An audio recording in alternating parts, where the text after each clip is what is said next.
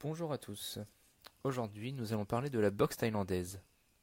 La boxe thaïlandaise est un sport de combat où l'on peut frapper son adversaire avec ses pieds, avec ses poings ou encore ses coudes et ses genoux. En France, nous l'appelons le Muay Thai et en Thaïlande, nous l'appelons comme ça.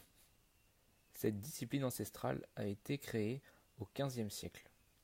Puis, à partir du XVIe siècle, le Muay Thai faisait partie de l'entraînement militaire des militaires thaïlandais. À l'époque, les combattants protégeaient leurs poings en se bandant les mains avec du crin de cheval. Plus tard, le crin fut remplacé par des bandes de coton maintenues avec de la glu. Et parfois même, avec l'accord des deux boxeurs, il pouvait y être ajouté des morceaux de verre dans la glu. Toujours à cette époque, les combats se déroulaient sans catégorie de poids ni de limite de temps. Le combat s'arrêtait donc quand l'un des deux adversaires abandonnait ou était KO.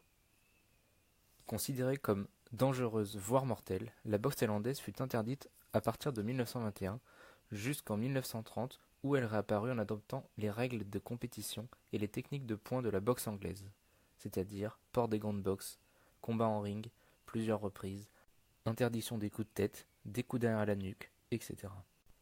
La boxe thaïlandaise est un sport très complet. Il allie la discipline, la précision, la souplesse, la puissance, la vitesse, et j'en passe. On doit l'arrivée de la boxe thaïlandaise en France grâce à trois grandes figures du monde des arts martiaux. Patrick Brisson,